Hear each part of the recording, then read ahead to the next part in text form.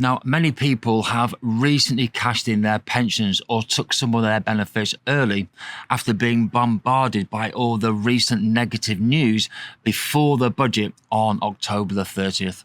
And they all thought that the rules were going to change and perhaps that they could invest their money wiser and better themselves elsewhere. Now, the unintended consequence of this is that there's been unprecedented demand for withdrawals amongst the pension providers. You fast forward a month or so and these people are now burning through their savings, and then suddenly their retirement feels more like a nightmare than a dream that's been planned in advance. But despite all the negativity and the bad press, don't make the same mistakes as they have and get caught up in all this noise about whether pensions are going to be a boom or a bust. So in this video, I'm going to share 7 reasons, positive reasons, why giving up on your pension could wreck your financial future. And despite all the bad press, pensions are still offering a huge, big potential. Welcome back to the Personal Finance Crew, and if this is your first time, a very warm welcome to the Economies channel, where together we're going to be learning the language of money and wealth. And here we're also focused, dedicated and passionate about mastering money and making financial wisdom available to absolutely everybody. Hi, my name's Simon. I'm a chartered financial planner based in the UK with over 30 years of practical experience. Well, we're not going to be going back to the studio today. It's such a gorgeous day outside, so we're going to be going for a walk together. So why don't you come with me, and we're going to try and remind ourselves why we are saving into pensions in the first place. So I'll see you in a minute. Annuity Ready had a recent survey, and 29% of the people who actually responded admitted that they had accessed their pensions earlier than planned, whether that's taking tax-free cash or whether that's taking them regular monthly income. And all of that was on the back of all the media speculation around the budget about the potential changes to the pension rules. Now, 29% for me is absolute madness. Now, we all live in a very uncertain world. We've got the political situation at home as well as abroad, notwithstanding our economic situation as well. And all this means that we may be tempted to make knee-jerk reactions, and pensions are a low-hanging fruit. And it seems to be a target for neglect, especially when it comes to accessing and needing money in times of change. But before you make any knee-jerk reactions, you need to remember that a pension isn't just a savings plan, it's a wealth machine. It's an ability to build wealth over multiple decades, not just for you, but also for your family. Now, what you may have forgotten over time is that pensions have some unique benefits which aren't available to other investments.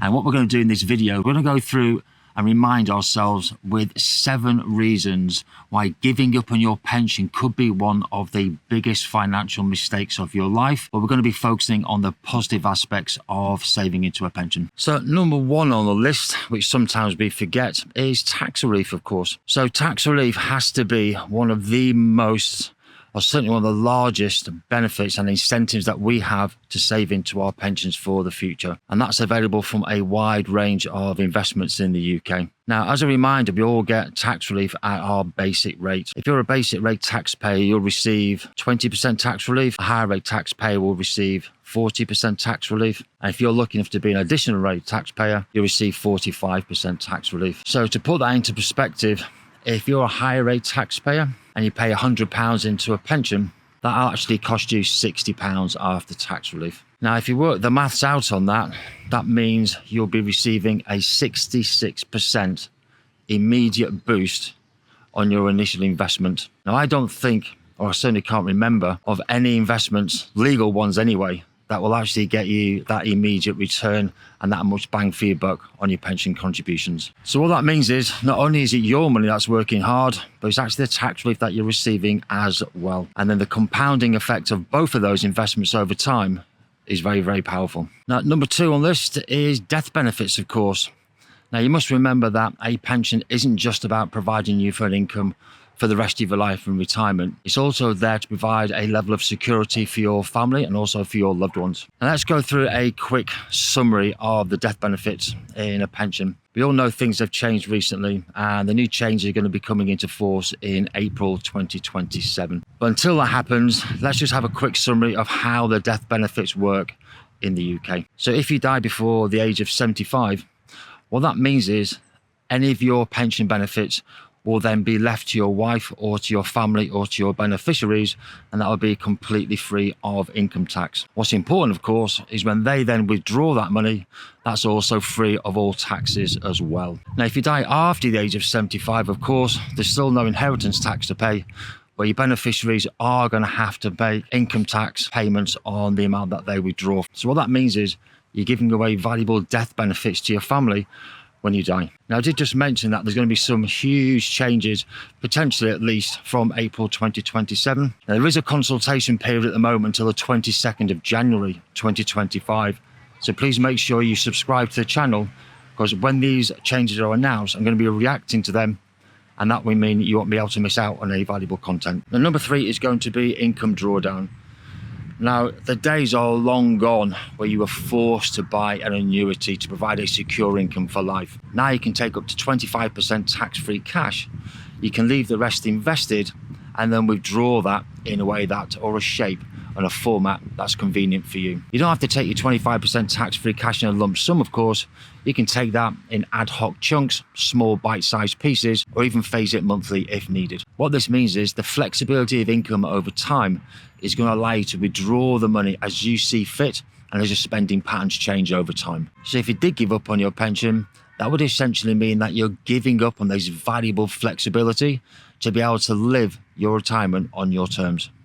And number 4 is going to be workplace pensions. So if you're an employee in the UK, you might have been automatically enrolled into a workplace pension. What that means is it's likely that you're now paying 5% of your wage into the pension scheme and your employer's paying 3%. That means a total of 8% of your wage is going into your pension for your future. However, a lot of employers are a lot more flexible. If you wanted to take advantage of their matched contributions, for example, you may be able to pay 6 or 7% into your pension, and that'll be matched by your employer. So that means you're getting double your contribution. That's 100% return on anything you're paying into your pension, and that is absolutely magical. So what this means is if you're not maximizing your pension contributions into your workplace scheme and taking advantage of any extra payments that your employer can offer, you're leaving valuable money on the table, and that's going to leave you thousands of pounds worth off when you actually get to retirement. So if you're finding value in this video,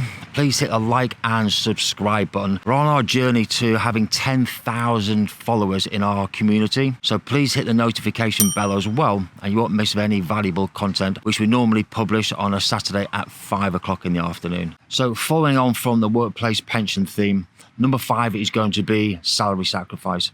Now, just as a gentle reminder, salary sacrifice is where you sacrifice or exchange part of your salary, and that then gets paid into your pension as a contribution by your employer. That means at least, well, technically on paper, that you're earning less money. And as you're earning less money, that means you're paying less national insurance and income tax. So let me give you an example.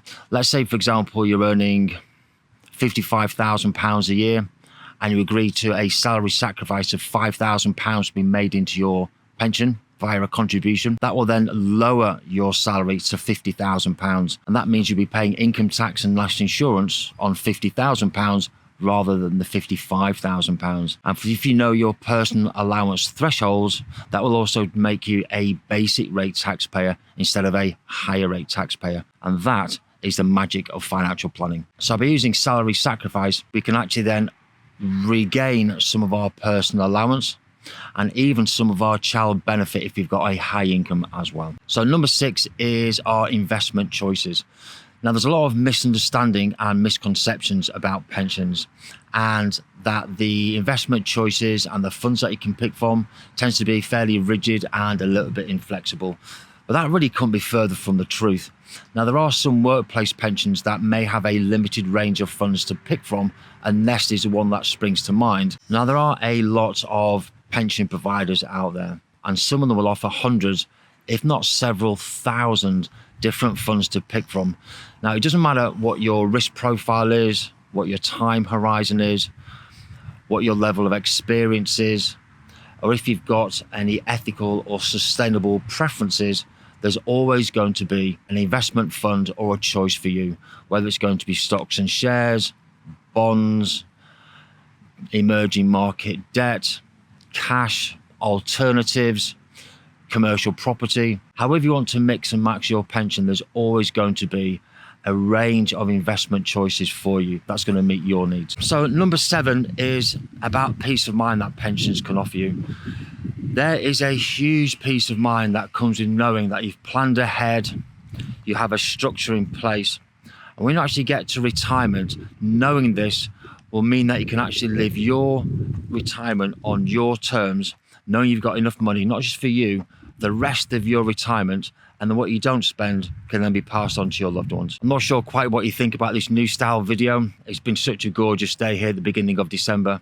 I just wanted to wander around the park and share some of my thoughts about why we actually should relearn and perhaps fall in love again with pensions, and just relearn and refresh our minds as to why they're such a powerful tool when we're planning for our retirement. What I've wanted to do here is record 2 more videos in this series. We talked earlier about income drawdown, so I've got a separate video about how and the way and the format and the shape you can actually withdraw money from your pension, and that's called Drawdown for Dummies, and I'll be linking that at the end of this video. But for those of you who've left it or think you've left it a little bit late for retirement, and there's also a second video in this series as well, and that's aimed mainly at the people who are actually looking to retire perhaps a little bit early, maybe 5 years early from age 62, and some of those steps that you may have to take, because that's a tough road as well.